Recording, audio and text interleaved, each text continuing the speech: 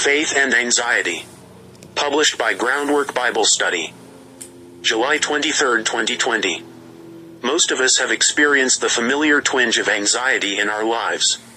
Maybe you've anxiously waited for test results, worried about a loved one's safety, been stressed about finances, or burdened with anxiety over a relationship or social situation. Maybe it's a more clinical, lingering anxiety that you need professional help addressing. Whether anxiety has affected your life in big ways or small, it's probably also led you to ask questions about your faith in God. Is this an issue of not enough faith? Am I just not trusting God enough? Is anxiety a sin? Can faith help me in my anxiety, or do I need to deal with it first? You are not alone. In the Groundwork episode, Faith and Anxiety, guest Chuck Degroat joined co-host Dave Bast and me to discuss what anxiety is and study scripture, so that together, we can better understand a faith-filled perspective on anxiety in our own lives, and how we can support each other with God's peace.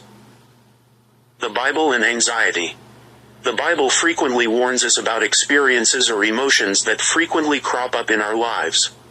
The more often the Bible brings up certain subjects, the more obvious are the things that consistently arise in our hearts. Otherwise, the Bible would not work so hard to address them.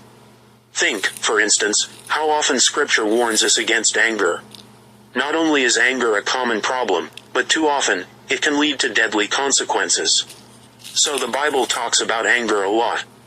We see this for anxiety and worry as well. Anxiety comes up often in the Bible. Cast your cares on the Lord and He will sustain you, Psalm chapter 55 verse 22. Cast all your anxiety on Him for He cares for you, 1 Peter chapter 5 verse 7. Do not worry about your life, Matthew chapter 6 verse 25. Do not let your hearts be troubled, John chapter 14 verse 1. Do not be anxious about anything but in every situation, by prayer and petition and with thanksgiving, present your requests to God, Philippians chapter 4 verse 6. If we never had reasons to be troubled, worried, nervous, or anxious, we would not have to be directed so often in Scripture to give it all to God. What is anxiety? Most of us recognize that anxiety or worry can vary significantly in cause, intensity, and duration.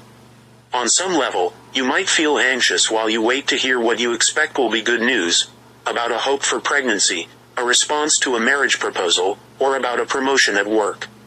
Excitement at the prospect of good news can feel a little like anxiety. We don't find this kind of anxiety problematic.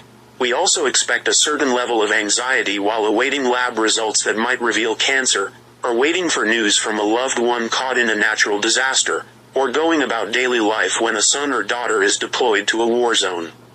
Not all anxiety can be avoided. However, anxiety and worry may so consume a person every day that it renders him or her incapable of functioning or concentrating on a task, perhaps even praying. This can be a clinical disorder in need of serious attention, a medical problem requiring medication and perhaps longer-term counseling and therapy.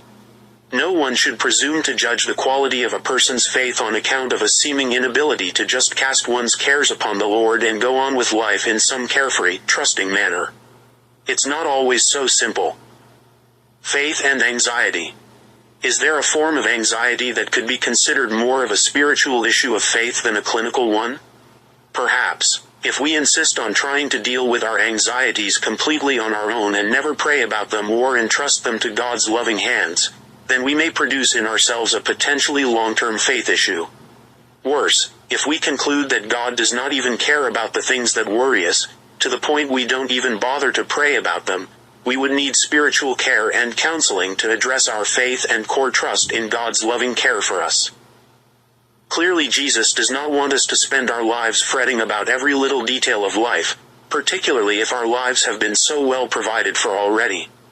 If there is food in the pantry and money in the bank and more clothes in the closet than we need, then nursing a constant anxiety about the stock market or obsessively searching for ways to make even more money could result in a discontent that amounts to sin, or at the very least a spiritual issue that needs to be addressed. Matthew chapter 6 verses 25 to 34. If we have evidence God is caring for us, then running around in life in a constant panic is not fitting. A faith-filled response to anxiety. A popular song from the late 1980s had the comically infectious refrain, "Don't worry, be happy." If only it were that easy. But for Christians dealing with anxiety due to the circumstances we face, we know that we can and must pray about such worries. We can and must try to cast our anxieties on the Lord and ask for His Spirit to see us through dark nights of worry when sleep will not come. God does care for us.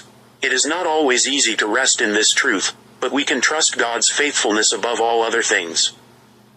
With God's help, may we feel our anxieties dim even as our faith grows brighter. Study this truth with us, along with how it applies to depression, anxiety, and chronic conditions, in the podcast Bible study, Finding Strength and Support in Scripture.